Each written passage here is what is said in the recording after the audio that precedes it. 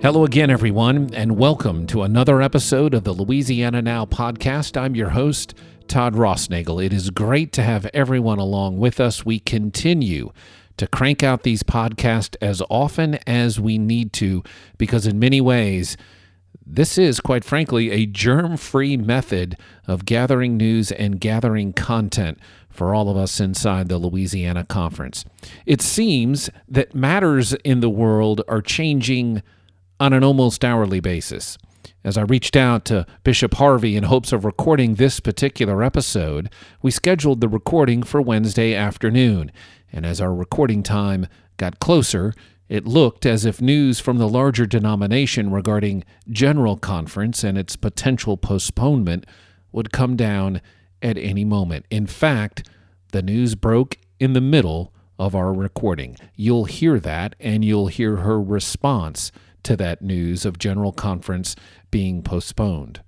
Bishop Harvey speaks from the heart in this podcast, lifting up the many ways pastors all across the conference are embracing new ways to worship, her fears for what may be ahead, her hopes for what might be ahead, and what's giving her joy in these days. But we begin with a simple question. How is she doing? I am doing great, actually. I'm doing great. My spirit is some days troubled, but most days I'm really confident that God is stirring in our midst, and so I'm doing fine. The decision making is coming fast and furious. I probably feel like I'm at home working, which is fine, but you know that means this decision making starts as soon as my feet hit the floor. So probably by noon, I feel like I've put in a whole day's work. But I'm doing good. I'm doing good. I'm just also been thrilled at some of the creativity that our folks have been using to stay connected to our people. Um, Maybe out of this we'll certainly learn about what it means to be connected. And while we might be physically distanced, socially distanced, I see every morning people in prayer on Facebook Live or hosting a Bible study. And boy, it'd be great if we could keep that up after all of this, because I think we're connecting to more people than maybe we were before. There's a phrase that comes to mind where there's a will, there's a way. And how would you be encouraging pastors all across not only our conference, but all across the world in how to reach people in new ways?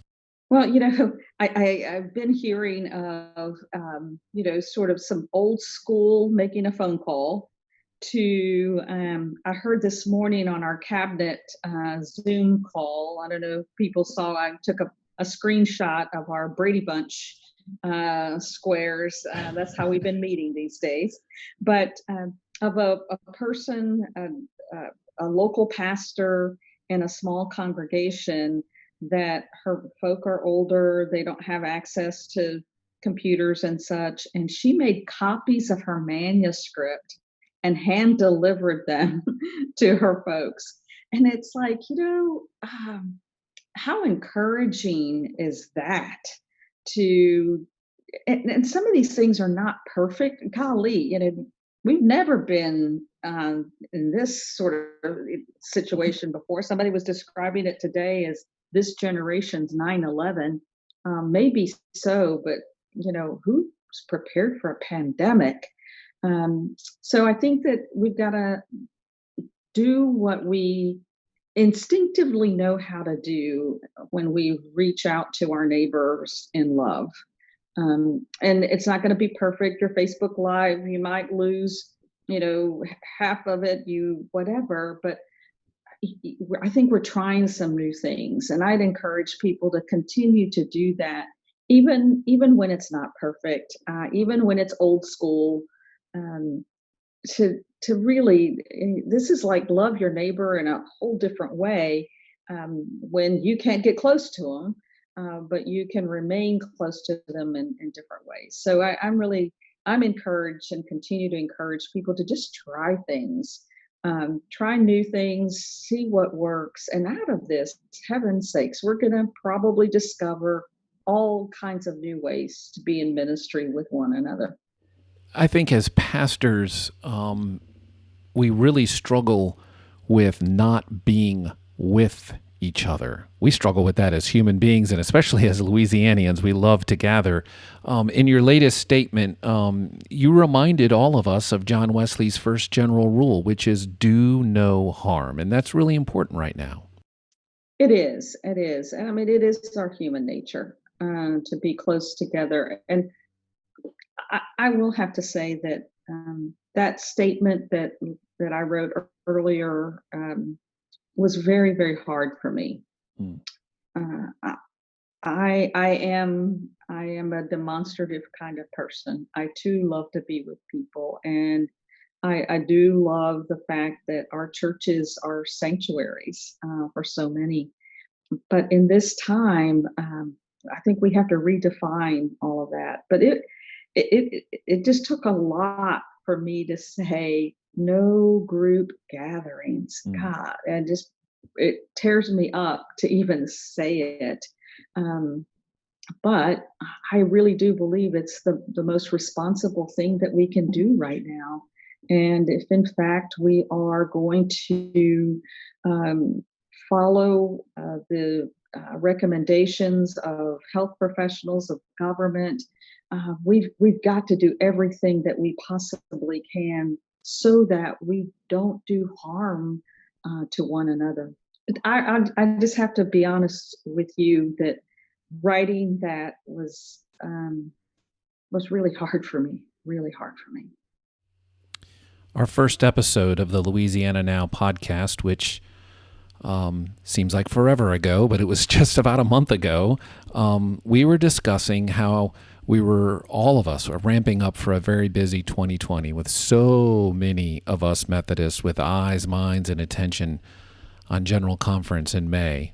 And I know nothing has been decided officially. We're recording this Wednesday at 3:30, and maybe by this evening something will be decided, but it's highly likely, based in large part to something that the Minneapolis Convention Center is deciding, that General Conference will be postponed. It will be postponed. Okay, so we're hearing the news now as we record this. What does that mean going forward? I know that that unleashes a tremendous amount of questions going forward, and just remind people that there is a commission and a group of people who are really making some of these decisions as we live into the new normal. The Commission on General Conference is really the only body that can make that decision. To postpone. And in many ways, they really didn't have to make the decision because Minneapolis made the decision that they are canceling any events in the convention center through, I believe it's May the 10th. So it's kind of a no decision for us. And now the decision is postpone it to when. And I think it's just right now, it's just really difficult to even plan when that might be.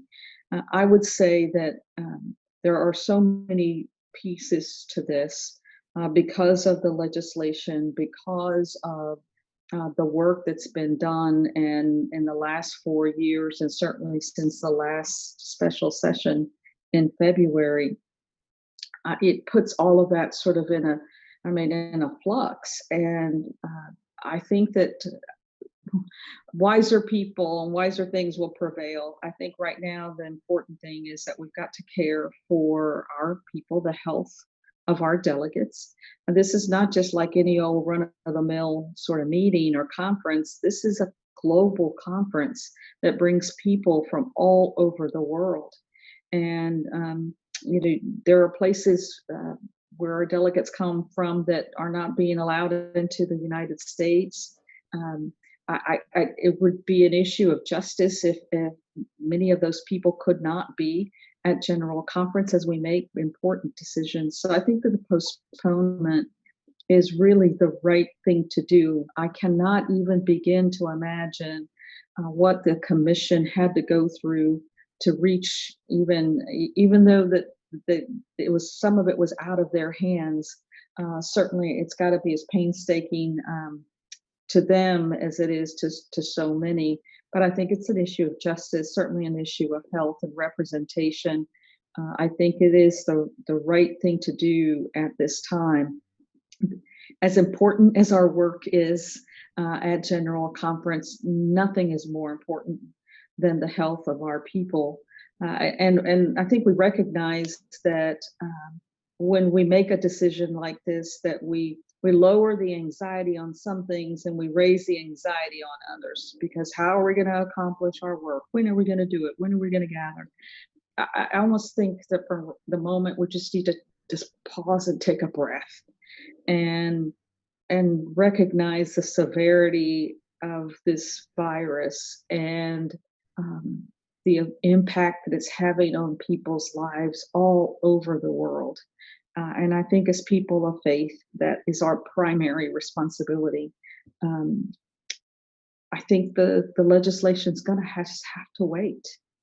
And we're going to have to wait until it is the right time to set this, the postponement, to reset the date. That is not in the lane of the bishops, that is outside of our lane.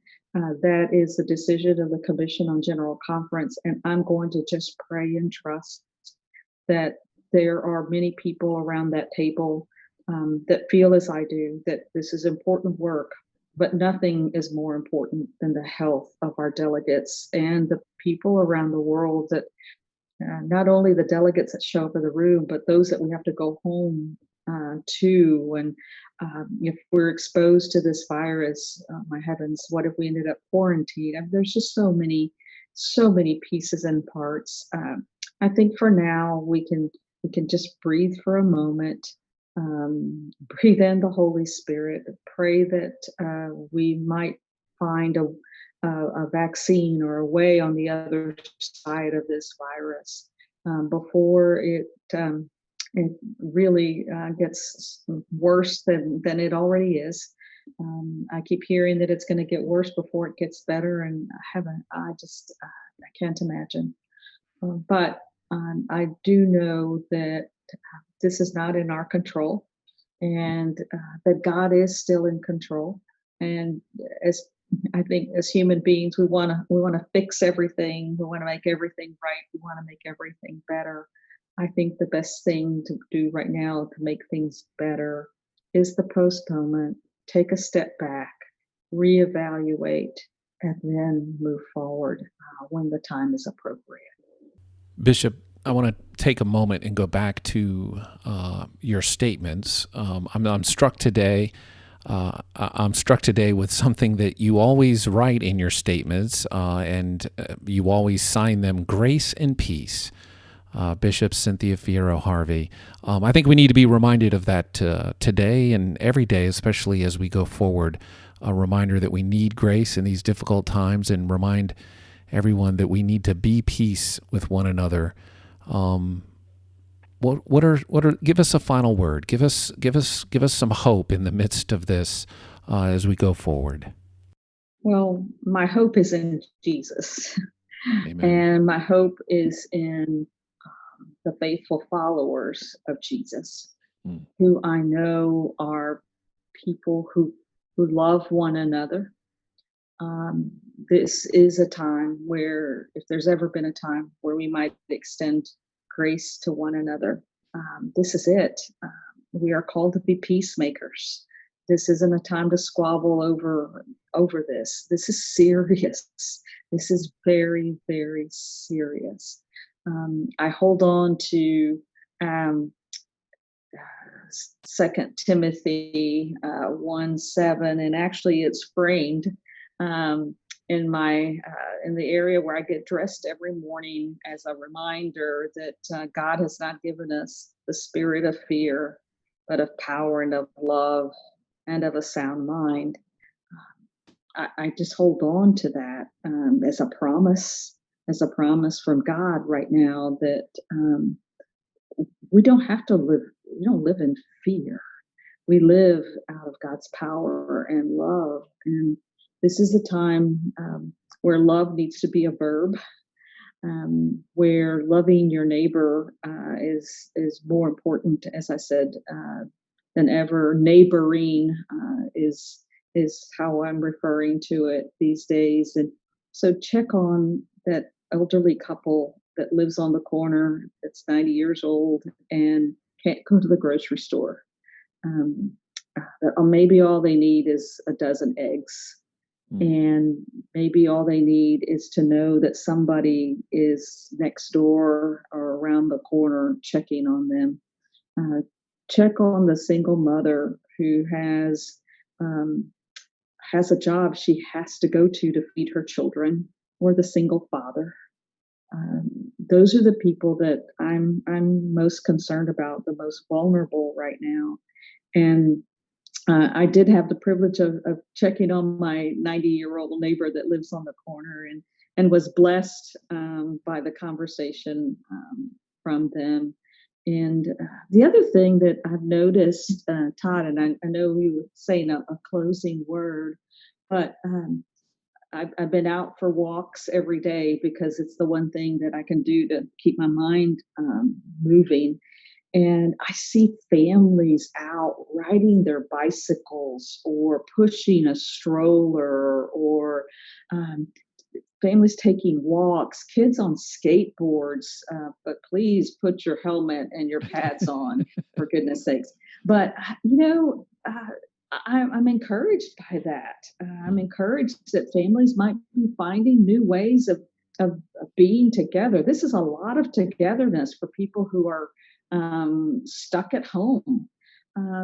But, I'm encouraged when I see whole families out for a walk, or I heard next door the kids out playing in the backyard. I don't hear that very often. So I'm encouraged by that. I'm encouraged, and I have hope that out of this we might find new ways of being disciples of Jesus, that we might find new ways of being creative and connecting to people who need to know Jesus. I use that a lot. This is a pretty dark world, and it's pretty dark out there for some right now. So, what an opportunity it is for us to reach out to one another in love, not fear, but in love. And I know you're not sitting in church Sunday after Sunday right now, shaking hands during the passing of the peace or hugging one another. But on Sunday morning, I watched a lot of worship services because I could flip through them, and I really felt the presence of the Spirit in these services, and the Bible studies and the times of prayer. To me, that there's hope in all of that. There's great hope that God's people will still do the things that we're called to do and be about. For God has given us not a spirit of fear, but of power and of love and of a sound mind. Maybe we ought to recite that as a prayer several times during the day. Bishop Harvey, I thank you for your time. Thank you.